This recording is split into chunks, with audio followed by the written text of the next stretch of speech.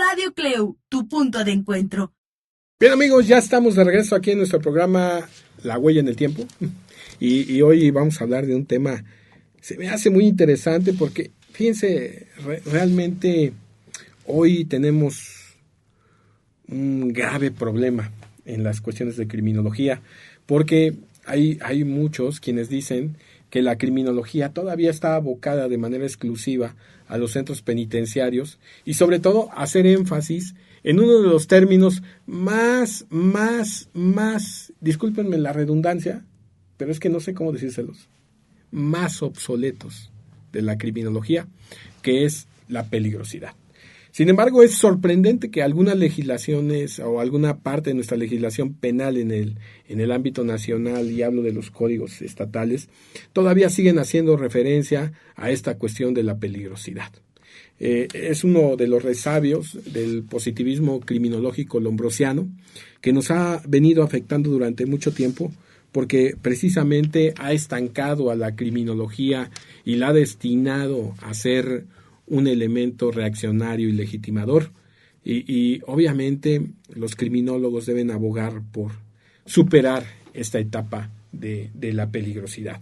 Y para esto, bueno, pues uno de mis autores favoritos, debo decirlo así, en el ámbito penal y criminológico, es Eugenio Raúl Zaffaroni.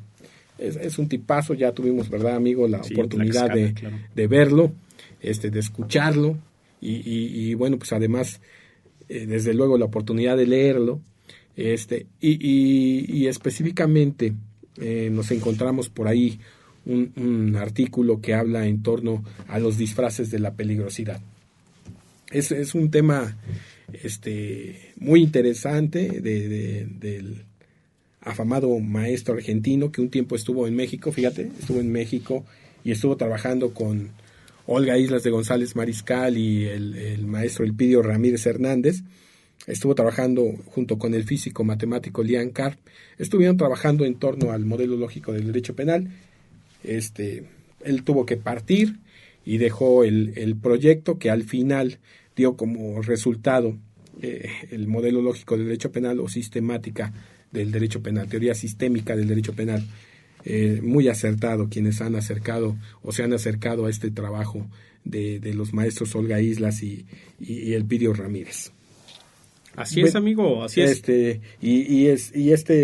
Zaffaroni, sí, bueno, pues ha hecho esto, y hoy vamos a hablar precisamente de este tema, y la culpabilidad. Fíjate que es uno de los elementos más importantes, porque sirve como lazo conector. No es que me esté ganando la risa, es que iba a toser, como lazo conector entre el injusto y la pena. O sea, es uno de los conceptos esenciales en la teoría del delito y también en la cuestión del procedimiento penal. Sin embargo, hay que decirlo porque este término de la culpabilidad ha tenido algunas variaciones a lo largo de la evolución de la teoría del delito y de la propia dogmática penal. Y esto le ha llevado a variaciones que podrían calificarse de alguna manera como disfraces de la peligrosidad en algunos lugares en donde ya no se quiere hablar propiamente de peligrosidad. Ok, amigo, y por supuesto que el objetivo de este trabajo, de esta obra de este gran autor, Eugenio Raúl Zaffaroni, precisamente es la de verificar esta hipótesis de que pues todos ellos van a configurar todos los diferentes esfuerzos que van a ser constructivos y que van a tender en 4 vertientes, y así lo expresa en su obra. La primera de ellas es a disfrazar esta culpabilidad con la vieja peligrosidad positivista. También nos habla acerca de estos conceptos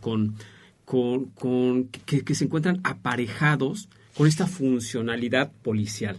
Y bueno, también nos habla acerca de constatar pues que esta discusión va a adquirir una relevancia práctica que es casi por entero, amigo, en los casos de reiteración de los delitos contra la propiedad.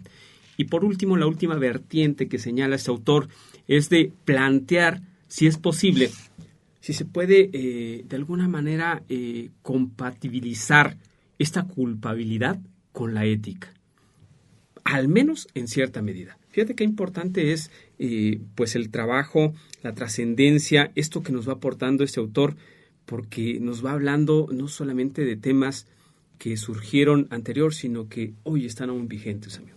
Sí, fíjate que esto es muy interesante porque en cuanto a la culpabilidad, que sirve como de alguna manera como sustento de la pena, se habla del reproche penal formulado en contra del autor del delito, lo que implica de alguna manera cierta autonomía moral, y empezamos ahí con toda el cuestionamiento acerca del libre albedrío, y esto de hablar de un reproche personal que ya es propio incluso de los llamados glosadores y prácticos en la evolución del derecho penal, es obviamente la parte contraria de lo que decían los viejos demonólogos. Uh-huh.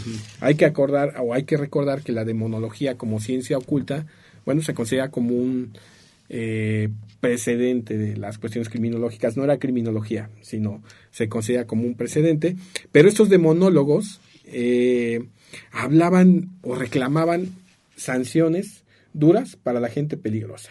¿Y quiénes eran los peligrosos? Bueno, por ejemplo, las brujas, los apóstatas y estas personas que incluso consideraban con un menor rango de inteligencia, que obviamente les concedería no tener esa autonomía moral para poder reprocharles algo. Sin embargo, se les sancionaba con una mayor punibilidad debido a que se les consideraba como peligrosos. O sea, imagínate nada más, o sea, aunque consideras que no tiene la capacidad o la inteligencia que una persona, digamos, entre comillas, normal, lo ibas a sancionar más porque lo considerabas peligroso. Esa era la diferencia entre el reproche penal y esta peligrosidad ya considerada por los demonólogos. Sí, y bueno, pues ya desde fines del siglo XIX y bien entrado el siglo pasado, fíjate que nos imperaba este positivismo penal, que era resultado de esta coalición entre médicos y entre policías, y es que ahí en ese momento, bueno, pues el paradigma de este reduccionismo biologista era una versión spenceriana, o sea, amigo, era un racismo colonialista, en donde, bueno, se traducía que pues todos los delincuentes eran seres inferiores, ya lo has manifestado tú, en donde los catalogaban o los ubicaban algo parecido a los colonizados. A eso se llamaba este racismo colonialista. Sí, definitivamente, fíjate lo importante de la mención de este autor, porque durante mucho tiempo se ha dicho que la criminología denigra biológicamente a los seres humanos, pero no es la criminología en total, es la criminología que se emplea precisamente en los centros penitenciarios. Cuando declaras la peligrosidad, denigras biológicamente al sujeto porque no le concedes ese espacio de libre albedrío y consideras que está determinado el sujeto. Entonces, la pena era medida por esa, digamos, esa inclinación hacia el delito. Esa inclinación hacia el delito precisamente se llama peligrosidad. Okay. Y durante mucho tiempo fue determinada por médicos y jueces, amigos. Fíjate, se les consideraba así como un juez, como un médico, porque trataba de poner la curación a esa patología que tenía el delincuente y entonces se convertía, dice Zaffaroni, en un leucocito que debía eliminar las células infecciosas del cuerpo social. Es increíble lo que puede generar este término de la peligrosidad y que todavía haya quienes pretendan medirlo. Es verdaderamente increíble. Sí, y sí, amigo, y fíjate que cuando esta versión italiana del positivismo racista, que es, bueno, spenceriano y que es de alguna manera defendido por Ferri, se opacó ante pues parte de esta Europa continental, también, bueno, pues afectó a toda Latinoamérica, y bueno, pues tuvieron esta necesidad de importar de Alemania pues esta dogmática penal. Fíjate que el primer autor, aquí lo menciona en su obra, que trajeron fue alguien llamado Franz von Liszt, que era un positivista, que era de alguna manera matizado, amigo, porque tenía ciertos tintes autoritarios, ¿no? Y que él medía esta pena medía la pena por la peligrosidad. Entonces, bueno, pues aquí nos decía que aplicaba para todos los ocasionales, pero pedía esta reclusión indeterminada para los habituales, es decir, para aquellos aquellos ladronzuelos, por mencionarlos de alguna manera. Sí, es interesante esto que hizo Frank von Lis. Evidentemente hay aportaciones que hace al derecho penal, pero no debemos dejar de reconocer que cuando hablaba de culpabilidad, pues prácticamente lo identificaba con el tipo subjetivo o con lo subjetivo del tipo penal, que trataba de enlazar la voluntad con el resultado, y obviamente ahí intervenían las cuestiones del dolo y la culpa. Desde luego, de manera afortunada, fíjense que esto, bueno, solo ya hoy por mucho se considera como una curiosidad histórica, pero dio lugar a eso que le llamaron la teoría psicologista de la culpabilidad, en donde pues obviamente la peligrosidad era como que la base de todo esto. Es uno de los disfraces de los que habla Eugenio Raúl Zaffaroni, que tiene la peligrosidad. Cuando hablas de este tipo de expectativas de la teoría psicologista de la culpabilidad, y yo creo que esto se va tornando muy interesante, amigo, porque hoy, bueno, pues hay una pretensión por excluir totalmente el término de la peligrosidad, pero luego vienen algunos aspectos dogmáticos y que van tratando como de disfrazarla, como de que no nos demos cuenta de que todavía existe, y es un problema porque, sabes, a veces los legisladores crean las normas penales o toda la cuestión que tiene que ver con la legislación penal, incluyendo los aspectos procesales, y ellos, pues algunos son lecheros, algunos carniceros, panaderos, algunos, aunque estudiaron en Harvard, nunca han hecho nada en su vida, y evidentemente no conocen de dogmática penal, ni de teoría del delito, obviamente. Y bueno, pues vamos a estar platicando más acerca de estos puntos, amigos. Si te parece, vamos a ir a una pausa.